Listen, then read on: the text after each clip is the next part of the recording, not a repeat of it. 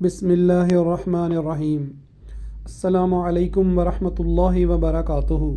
اللہم صلی علی محمد وعلی آل محمد۔ آسان ترجمہ قرآن مفتی محمد تقی عثمانی صاحب، سورہ البقرہ، آیت نمبر 71۔ قال انہ یقول انہا بقرۃ لا ذلول تثیر الارض ولا تسقی الحرث مسلمۃ لا شیۃ فیہا قالوا الآن جئت بالحق فذبحوها وما كادوا يفعلون۔ موسیٰ نے کہا، اللہ فرماتا ہے کہ وہ ایسی گائے ہو جو کام میں جت کر زمین نہ گاہتی ہو اور نہ کھیتی کو پانی دیتی ہو، پوری طرح صحیح سالم ہو، جس میں کوئی داغ نہ ہو۔ انہوں نے کہا، ہاں اب آپ ٹھیک ٹھیک پتہ لے کر آئے۔ اس کے بعد انہوں نے اسے ذبح کیا، جبکہ لگتا نہیں تھا کہ وہ کر پائیں گے۔ مطلب یہ ہے کہ شروع میں جب انہیں گائے ذبح کرنے کا حکم ہوا تھا تو کسی خاص قسم کی گائے نہیں بتائی گئی تھی، چنانچہ وہ کوئی بھی گائے ذبح کر دیتے تو حکم پورا ہو جاتا، لیکن انہوں نے خواہ مخواہ کھود کرید شروع کر دی، جس کے نتیجے میں اللہ تعالیٰ نے بھی نت نئی شرطیں عائد فرما لی، اور ایسی گائے تلاش کرنا مشکل ہو گیا جو ان شرطوں کو پورا کرتی ہو، یہاں تک کہ ایک مرحلے میں ایسا محسوس ہونے لگا کہ شاید وہ ایسی گائے تلاش کر کے ذبح کرنے کے قابل نہ ہوں۔ اس واقعے میں سبق یہ دیا گیا ہے کہ بلا وجہ غیر ضروری کھوج میں پڑنا ٹھیک نہیں، جو بات جتنی سادہ ہو اس پر اتنی ہی سادگی سے عمل کر لینا چاہیے۔ وَإِذْ قَتَلْتُمْ نَفْسًا فَادَّارَأْتُمْ فِيهَا وَاللَّهُ مُخْرِجٌ مَّا كُنتُمْ تَكْتُمُونَ۔ اور یاد کرو جب تم نے ایک شخص کو قتل کر دیا تھا اور اس کے بعد اس کا الزام ایک دوسرے پر ڈال رہے تھے، اور اللہ کو وہ راز نکال باہر کرنا تھا جو تم چھپائے ہوئے تھے۔ فَقُلْنَا اضْرِبُوهُ بِبَعْضِهَا كَذَلِكَ يُحْيِي اللَّهُ الْمَوْتَىٰ وَيُرِيكُمْ آيَاتِهِ لَعَلَّكُمْ تَعْقِلُونَ۔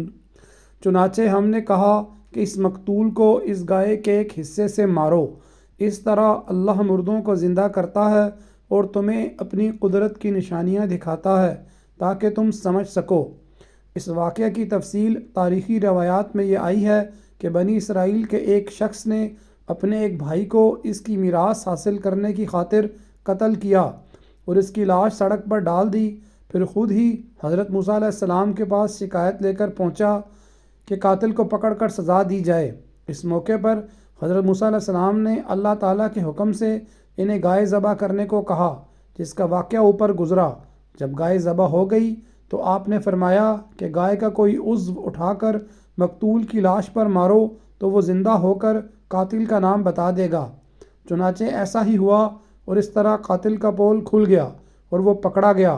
قاتل کی دریافت کے لیے یہ طریقہ اختیار کرنے کا ایک فائدہ یہ ہوا کہ مردوں کو زندہ کرنے کی خدائی طاقت کا عملی مظاہرہ کر کے ان لوگوں کی زبانیں بند کر دی گئیں جو دوسری زندگی کو ناممکن سمجھتے تھے۔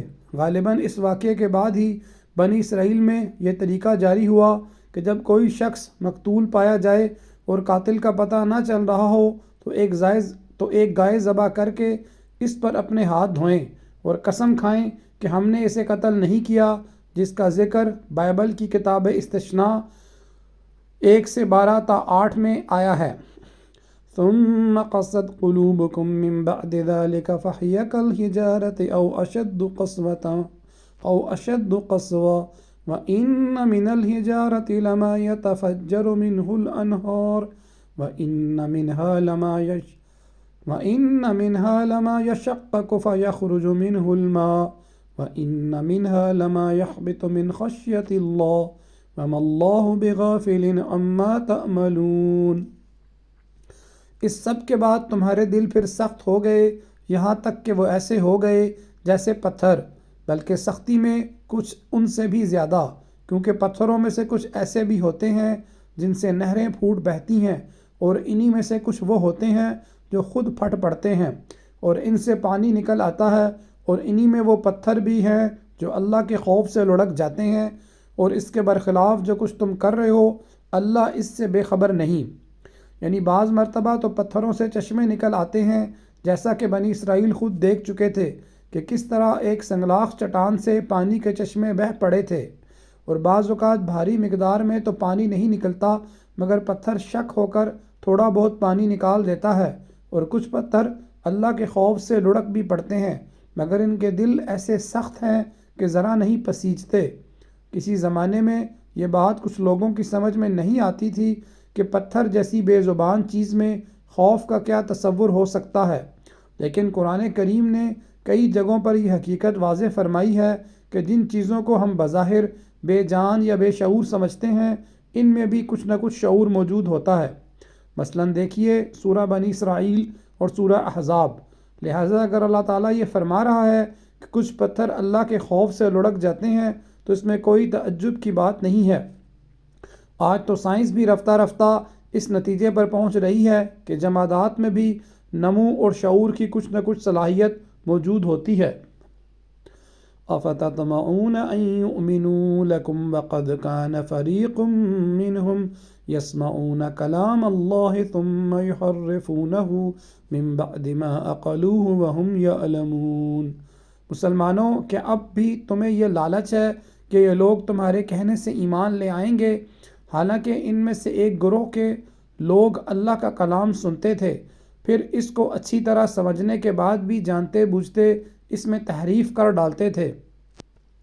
وَإِذَا لَقُوا الَّذِينَ آمَنُوا قَالُوا آمَنَّا وَإِذَا خَلَا بَعْضُهُمْ إِلَى بَعْضٍ قَالُوا أَتُحَدِّثُونَهُمْ بِمَا فَتَحَ اللَّهُ عَلَيْكُمْ لِيُحَاجُّوكُمْ بِهِ عِندَ رَبِّكُمْ أَفَلَا تَعْقِلُونَ۔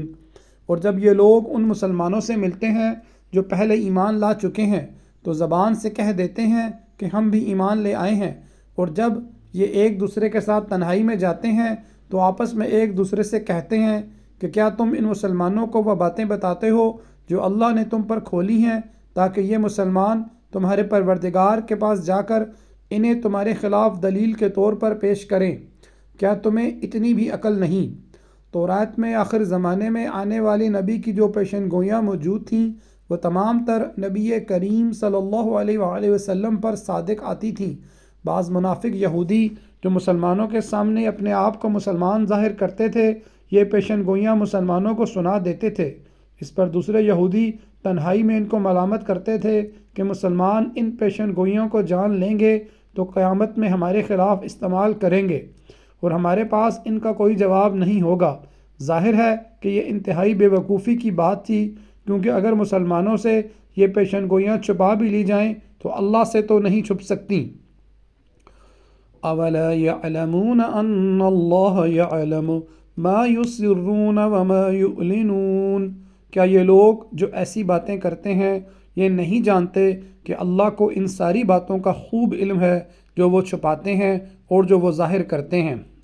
وَمِنْهُمْ أُمِّيُّونَ لَيَعْلَمُونَ الْكِتَابَ إِلَّا أَمَانِيَّ وَإِنْهُمْ إِلَّا يَظُنُّونَ۔ اور ان میں سے کچھ لوگ ان پڑھ ہیں جو کتاب تورات کا علم تو رکھتے نہیں، البتہ کچھ آرزوئیں پکائے بیٹھے ہیں اور ان کا کام بس یہ ہے کہ وہم و گمان باندھتے رہتے ہیں۔ فَوَيْلٌ لِّلَّذِينَ يَكْتُبُونَ الْكِتَابَ بِأَيْدِيهِمْ ثُمَّ يَقُولُونَ هَذَا مِنْ عِندِ اللَّهِ لِيَشْتَرُوا بِهِ ثَمَنًا قَلِيلًا فَوَيْلٌ لَّهُم مِّمَّا كَتَبَتْ أَيْدِيهِمْ وَوَيْلٌ لَّهُم مِّمَّا يَكْسِبُونَ۔ لہٰذا تباہی ہے ان لوگوں کی جو اپنے ہاتھوں سے کتاب لکھتے ہیں پھر لوگوں سے کہتے ہیں کہ یہ اللہ کی طرف سے ہے تاکہ اس کے ذریعے تھوڑی سی آمدنی کما لیں، پس تباہی ہے ان لوگوں پر اس تحریر کی وجہ سے بھی جو ان کے ہاتھوں نے لکھی، اور تباہی ہے ان پر اس آمدنی کی وجہ سے بھی جو وہ کماتے ہیں۔ یہاں قرآن کریم نے ترتیب یہ رکھی ہے کہ پہلے ان یہودی علماء کا ذکر فرمایا ہے جو تورات میں جان بوجھ کر رد و بدل کرتے تھے، پھر ان پڑھ یہودیوں کا جنہیں تورات کا علم تو تھا نہیں مگر انہیں مذکورہ بالا علماء نے ان جھوٹی آرزوؤں میں مبتلا کر رکھا تھا کہ سارے یہودی اللہ کے لاڈلے ہیں اور وہ بہر صورت جنت میں جائیں گے۔ ان کا سارا علم اسی قسم کے گمانوں پر مشتمل تھا، چونکہ ان کے اس گمان کی بنیادی وجہ علماء کی تحریفات تھیں، اس لیے آیت نمبر 96 میں ان کی تباہی کا خاص طور پر ذکر فرمایا گیا۔ وقالوا لن تمسنا النار إلا أياما معدودا قل اتخذتم عند الله عهدا فلن يخلف الله عهده ام تقولون على الله ما لا تعلمون۔ اور یہودیوں نے کہا ہے کہ ہمیں گنتی کے چند دنوں کے علاوہ آگ ہرگز نہیں چھوئے گی۔ آپ ان سے کہیے کہ کیا تم نے اللہ کی طرف سے کوئی عہد لے رکھا ہے جس کی بنا پر وہ اپنے عہد کی خلاف ورزی نہیں کر سکتے، یا تم اللہ کے ذمے وہ بات لگا رہے ہو جس کا تمہیں کچھ پتہ نہیں۔ صدق اللہ العظیم۔ جزاک اللہ خیرہ۔ السلام علیکم ورحمۃ اللہ وبرکاتہ۔